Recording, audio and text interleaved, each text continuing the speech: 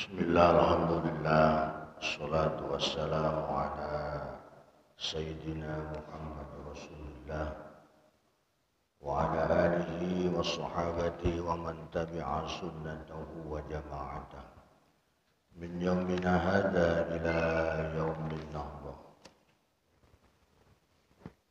Wa subhanaka la ilma lana illa ma 'allamtana innaka antal alimul hakim. Rabbi shrah li sadri wa yassir li amri wahlul 'uqdatam min lisani yafqahu qawli waj'al li waziran min ahli. Qala Allah ta'ala fil Qur'anil Karim wa huwa asdaqul qailin. A'udzu billahi minasy syaithanir rajim. Bismillahirrahmanirrahim. Rubbama yawaddu alladhina kafaru law kanu muslimin. Sadaqallahul adzim wa sadaqa rasul. Ketua DKM yang saya hormati, para jamaah masjid yang ada kelas, mudah-mudahan senantiasa kita diberikan keikhlasan oleh Allah Subhanahu wa taala, keistiqomahan dalam beribadah, semakin taat kepada Allah Subhanahu wa taala. Seperti biasa, mari kita awali majlis ini dengan membaca Baqiyatus Sholihat.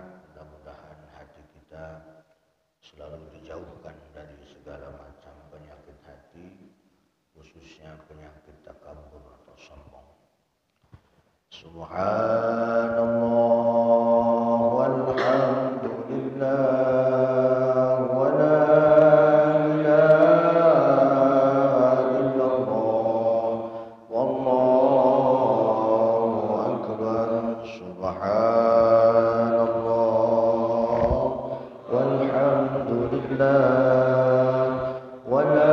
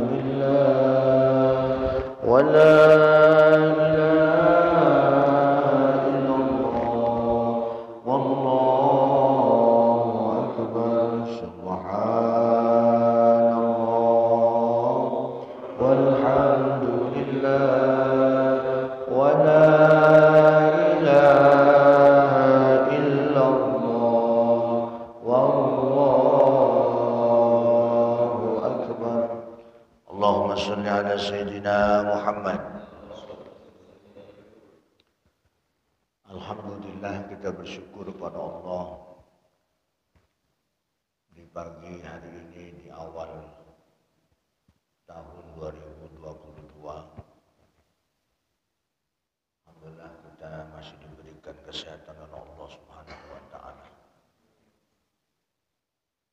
Mari kita lanjutkan kajian kita dalam kitab Tanbihul Ghafilin.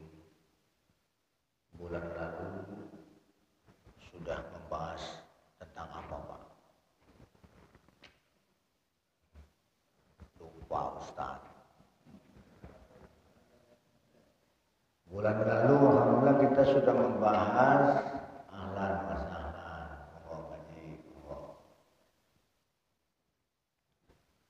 tentang sifat-sifat neraka dan juga calon-calon penghuninya. Betul, Pak? bahwa neraka itu adalah saat ini masih bersifat ghaib, masih di alam ghaib, di alam akhirat nanti, dan kita saat ini wajib hukumnya mengimaninya bahwa neraka itu ada. Kalau ada orang yang nggak percaya dengan adanya neraka, hukumnya murtad. Kalau ada orang tidak percaya tentang kehidupan di akhirat, berarti tidak mengimani rukun iman, iman kepada hari akhir. Bulan lalu kita sudah membahas tentang bagaimana Nabi kita Nabi Muhammad SAW begitu cintanya kepada umatnya, sampai-sampai ketika Nabi Muhammad diceritakan oleh malaikat Jibril tentang calon-calon penghuni neraka, lalu Nabi Muhammad begitu disampaikan malaikat Jibril bahwa pintu yang ketujuh akan dimasuki oleh umatnya. Umatnya yang mana?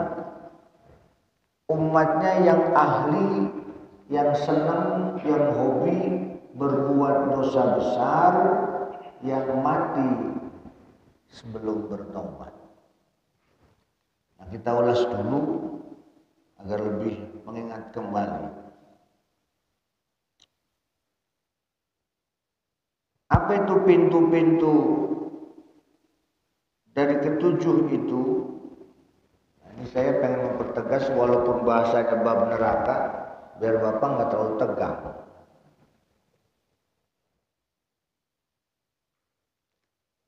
Pintu yang pertama,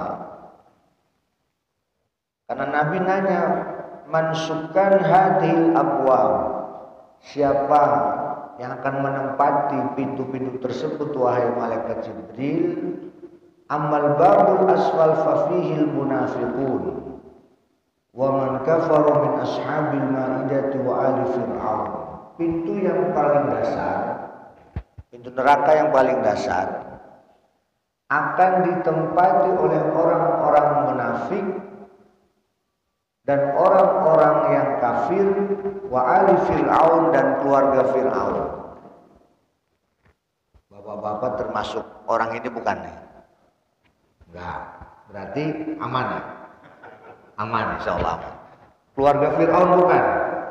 Bukan, aman. Orang-orang kafir bukan? Bukan. Insyaallah aman. Pintu pertama. Pintu kedua, apa namanya tadi? Wasmuha al-hawiyah, namanya neraka hawiyah. Wal babusani, pintu yang kedua, kata malaikat Jibril, fihil musyrikuna wasmuhul jahim. Pintu yang kedua akan dimasuki, akan ditempati orang-orang yang musyrik. Golongan ini bukan? Aman berarti. Pintu yang kedua insya Allah aman. Karena bapak-bapak bukan orang-orang yang musyrik. Siapa itu orang-orang yang musyrik? Ngakunya nyembah Allah, tapi masih menyembah yang lain, masih menuhankan yang lain. Itu namanya orang musyrik. Tiba mau hajatan, mau sunatan, mau khitanan, mau walimatul arus, datang ke dukun, minta jampe-jampe. Agar apa? Agar hajatnya begini, begitu. Ini berarti ada kemusyrikan. Insya Allah nomor 2 aman. Amin. Wal babus salis, pintu yang ketiga, fihi sobiuna wasmuhu saqar, akan ditempati orang-orang yang dulu menyembah bintang-bintang. Aman gak nih? Aman. Kita nggak pernah nyembah bintang-bintang. Aman ya? Aman. Amin. Dalam ayat lain wasmuhu saqor, namanya neraka saqor. Ma salakakum fi saqor? Qalu lam naku minal musallin wa lam naku nut'imul miskin. Dalam ayat yang lain neraka saqor itu nanti penghuninya lam naku minal musallin, selama hidup belum pernah sholat. Belum pernah sholat? Oh, sering sholat tiap hari, Ustaz. Insya Allah aman. Aman. Nomor 3 aman. Kita lihat nomor 4. Wal babur rabbi fihi iblis wa man tabi'ahu wal majusi wasmuhu lahu. Yang keempat akan ditempati iblis. Aman, Pak? Insya Allah aman. Kita semua manusia, bukan iblis. Wal majusi, penyembah api. Aman. Amin. Namanya neraka Ladha. Kita bukan iblis, kita bukan penyembah api. Kita menyembah Allah Subhanahu wa ta'ala. Berarti yang keempat, insya Allah aman. Mana tadi ya?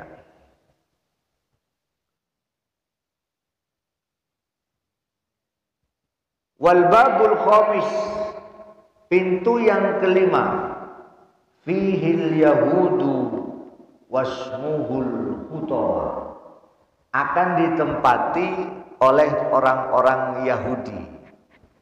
Orang Yahudi bukan? Aman. Nomor 5 aman. Kita bukan orang Yahudi. Orang Yahudi sudah jelas di sini. Akan dimenempati pintu yang namanya al-hutama. Al-hutama. Wa ma adraka mal-hutama. Ada saudara itu, Pak? Ada yang hafal kan? Nah, itu nama neraka. Nama neraka yang akan dimasuki tempati kelompok Yahudi. Insyaallah nomor 5 aman. Wal babus sadis yang ke-6, fihin nasara, akan ditempati oleh orang-orang Nasrani. Ya, orang-orang Kristen. Baik Kristen Katolik maupun Protestan. Apa namanya? Wasmuhu sa'ir, namanya neraka sa'ir. Nomor 6 aman, Pak? Aman. Kita orang Islam. Kita bukan orang Nasrani. Nah, sampai sini. Summa amsaka Jibril haya amir Rasulullah sallallahu alaihi wasallam. Lalu malaikat Jibril diam. Malu menerusi pintu yang keberapa? Ke-7. Malaikat Jibril diam, malu. Faqala lahu alaihi salam. Lalu Nabi ngomong sama malaikat Jibril, ala tukhbiruni min man sukanul babus sabi'a. Kabari Jibril, kabari. Siapa yang akan menempati pintu yang ke-7? Siapa? Kata Nabi Muhammad. Siapa? Maka faqala, malaikat Jibril jawab sambil malu-malu tadi, fihi ahlul kabairi min ummatika alladzi matu wa lam yatubu. Kata malaikat Jibril, yang akan menempati pintu yang ke-7 dari pintu-pintu neraka, yaitu ahlul kabair, ahli orang yang berbuat dosa besar, min ummatika, dari umatmu, kata Nabi Jibril. Yang matu, alladzi matu walam yatubu, yang sampai mati nggak bertobat. Nomor 7 kira-kira aman gak nih? Enggak. Alhamdulillah. Tapi pernah berbuat dosa besar enggak? Ngaku aja dah. Di sini minat ahlul kabair. Jadi dia ahli. Kalau ahli itu berarti dia ya pandai. Ahli itu pinter, pandai, cakap, sering berbuat dosa besar. Contohnya apa? Berbuat zina, sering. Pandai, seneng, hobi, mabok-mabokan, hobi. Ya. Apalagi berbuat dosa besar, apalagi maaf misalnya membunuh. Dosa-dosa besar itu mereka lakukan dengan senang, dengan sering sekali, sampai apa? Alladzi matu walam yatubu, sampai matinya belum bertobat. Nah, kalau di antara kita ada yang pernah berbuat dosa besar, lalu bertobat kepada Allah dengan taubatan nasuha. Hanya kalau doa habis sholat tuh jangan ada yang ditinggal itu. Doa keselamatan tuh yang sejak kecil kita dengar dari orang tua kita. Allahumma inna nas'aluka salamatan fid din wa afiatan fil jasad wa ziyadatan fil ilmi wa barakatan fil rizqi wa taubatan qabla al-maut wa taubatan qabla al-maut wa rahmatan 'inda al-maut wa maghfiratan ba'da al-maut. Allahumma hawwin 'alaina fi sakaratil maut wan najata minan nar wal 'afwa 'indal hisab wa taubatan qabla al-maut. Kita semua pernah berbuat dosa. Enggak ada manusia yang tidak pernah berbuat dosa, kecuali para nabi memang maksum dijaga. Kita, terutama yang ngomong banyak dosa, maka yuk Allah masih beri kesempatan kita hidup, tobat. Taubatan nasuha, maknanya apa? Tobat itu maknanya minimal 3 dilakukan. 1, hati menyesali. Ya Allah, kemarin begini. Nyesel hati itu. Habis itu yang kedua, jangan diulangi. Jangan diulangi itu. Makna tobat yang benar itu. Pertama nyesel, lalu jangan diulangi. Yang ketiga, perbanyak amal solehnya. Ini berarti ada kecerdasan intelektual, kecerdasan emosional, dan kecerdasan spiritual. Nah, ini kata malaikat Jibril, pintu yang ketujuh akan ditempati, dimasuki oleh umatmu wahai Nabi Muhammad yang ahli berbuat dosa besar sampai mati gak bertobat. Apa yang terjadi, Pak? Maka yang terjadi, Khurran Nabi sallallahu alaihi wasallam maghsyian alaihi. Nabi tersungkur pingsan. Pingsan, lalu kemudian malaikat Jibril,